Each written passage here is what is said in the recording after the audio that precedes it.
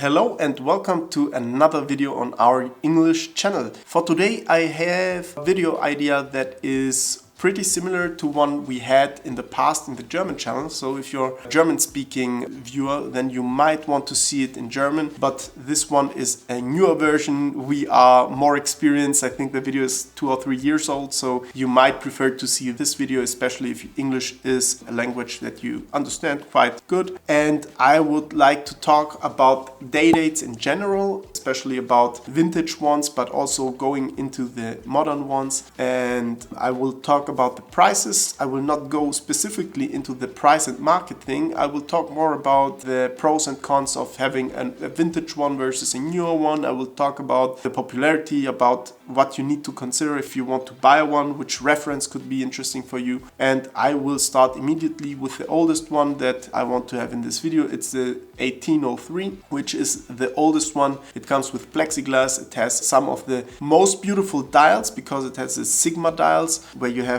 really beautiful 3D optics. The plexiglass on the watch also gives it depth. It gives you as the wearer and viewer of the watch a beautiful insight on the dial. You can have all different variations. I love, for example, the black one, and the 1803 came also in the later stages with /8, which show you that it is a yellow gold watch, or a /9, which showed you at that time that it is a white gold watch. The thing with the 1803 is it has no quick set, so in case you don't have a watch winder or you don't want to use one, you will always have trouble setting the date because you have to turn the crown a lot, and that's a lot of hassle for a little, let's say, earnings. I would only recommend it if you want to wear this on special occasions, if you have a watch winder, if you're okay with doing this and, let's say, spend some time on the watch. If you're just someone who wants to wear a watch and look good and have a gold watch on his wrist, then the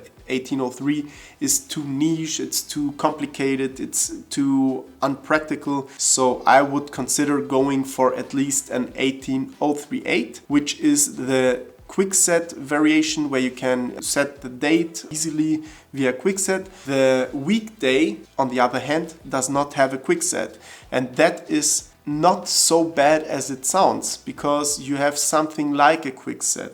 You can turn the minute hand over the 12-hour marker, and when you go back behind or before the 9-hour marker and go again over the 12-hour marker, then you can set the date and change the date or change it faster. So you don't have to do a 24-hour spin, you just have to do a 3-hour spin a lot of times. And I mean, you have to do it a maximum of 6 times until you have the day set. So I wouldn't say that it's so bad. And the thing with the 18038 is that it is beautifully priced. You can get good models for 17,000 euros. You can get it a lot cheaper, yes, but if you want a good condition, then you can get it for 15, 16, 17, 18,000 euros. And as you can hear from me right now, the split between the prices on the market are enormous, and this is something that we will face on the next reference as well, but let me talk about it right now. The thing is, the day dates live from their condition. The condition of the watch is the key to if you like the watch or not. So where you would be more price sensitive for a Submariner or a Datejust, most day date buyers are not so price sensitive because they want a better condition. If you have a lot of stretch on the bracelet, it takes away the elegance of the watch. If the lugs polished down, worn down, if the matte finish on the lugs is not visible anymore, that takes a lot of beauty out of the watch. And most people that buy day dates do so with, I would say, healthy evaluation of how much money do I have to spend to have a watch in a beautiful condition, and how much money can I spend maximum until it gets unreasonable. Because if we're thinking about very rare dials, then that even the 18038 can go up to 100,000. It's really, day dates can have a huge price range, and I think the 18038 is something for the more price sensitive ones, but you can never be too sensitive with the price when you're talking about day dates, because in the end of the day, it's gold. If it was worn 40 years, you will not want to wear it as well. You will have to put a lot of work and money in it, so you might as well go for a more expensive one in a better condition. And the same thing goes for the next reference, which is the one that I recommend for almost everybody because it's the 18238, also available in other metals. That's what I forgot to mention earlier. You can get everything. You can get the 18038 and 18238 also in white gold. Then it has the last digit replaced from 8 to 9. That's how Rolex references work. And the 18238 is, for me, the perfect watch. It has double quick sets, so no work on the watch. You don't have to do much if you want to wear it. It has a beautiful and very trustworthy and robust movement, very precise. I never had a Rolex with like completely bad accuracy. It's always in a reasonable range, and the thing is, it comes with a sapphire glass. It comes with a newer movement, with a lot of spare parts. If you want to replace something, you can do it easily, even if you don't do it officially via Rolex. You have the more massive bracelets. They became more massive from reference to reference. Those are the bracelets used in the 18238 are not the completely massive ones, and completely massive ones came in the next reference, but they are already pretty massive. And the stretch is therefore a lot more harmless than compared to the previous references. So if you want to buy a watch in a very good condition,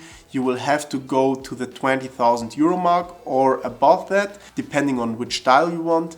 But you can also get cheaper ones with a reasonable condition, with reasonable and beautiful dials as well. For example, the champagne diamond dials, we sell them for around 18,000 euros with papers in a beautiful condition, not unpolished, not unworn. This is something where you have to go a lot above the 20,000 euros, but you will get a beautiful watch for around 20,000 euros. This reference is perfect, and nobody can tell me otherwise. Then we're gonna go to the next one, which is the 11838, the Day-Date 36, because at this point in this, when they switched from the 5-digit reference numbers to the 6-digit reference numbers, they also added another size on the watch, and it was the Day-Date 40. And in my opinion, the Day-Date 40, just as Day-Date 36 from this reference, are not as beautiful as the older ones. I mean, in the end, it's still a Day-Date. You will not find many people that consider it an ugly watch. But if you look at the lugs, if you look at the edges of the watch, if you look at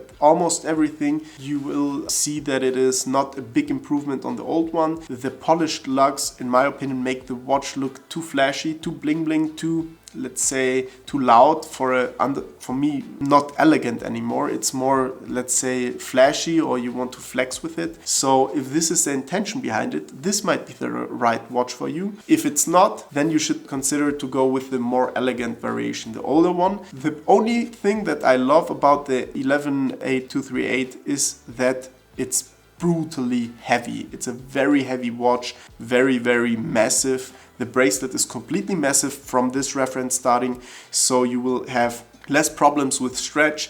You will have less problems if you want to polish it, because the weight, the material is good, and you don't have many, let's say, sharp edges on the watch when you buy it. So if you polish it, you do not polish the edges off. They are already kind of not there. So this is also a watch that if you want to wear it a lot, you might want this reference, because even if you polish it, nobody will notice it too much. It's not that you can do whatever you want. At some point you will realize, okay, it was polished, but at least it's not like the older ones where you see it immediately if it was polished. And the last reference I will talk is the current Day-Date models, which is the 12838, or other variations of the reference if we're talking about other materials or sizes of the watch. And this reference, this model line of the Day-Date is, I would consider, the most complete one.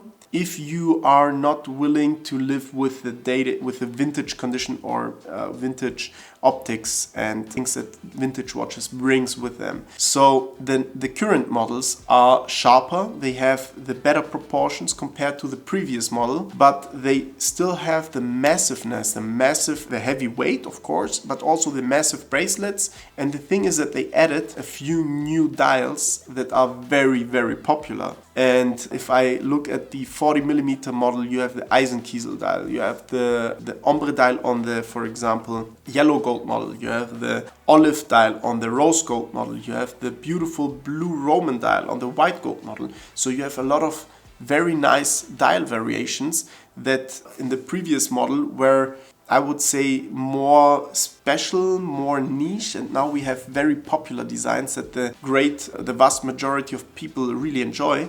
And this is what, in my opinion, Rolex did correctly with a new video, with a new model. And yeah, that's pretty much everything I have to say about Day-Dates. As I said, I did not talk a lot about the prices of the modern ones. The Rolex prices are always pretty transparent, but for the vintage Day-Date market, I explained it a little just so you know how to evaluate if a watch is good, price to what you get. And in the end, of course, I have to say that if I had to decide and if I had to consider which reference I would get, I would always go for the 18238. Not because we have it more often, we also have the big Day-Date 40s from the current model line, but I do prefer the 36mm. I do prefer the matte finished lugs, and I also kind of prefer the bracelet. Even though the modern one is more heavy, I think the old one is more classy, if that makes sense. So that's it for the video again. If you like this video, give us a thumbs up. If you want to help us grow, you can also follow our channel, and then we will see each other again next week for another English video. See you.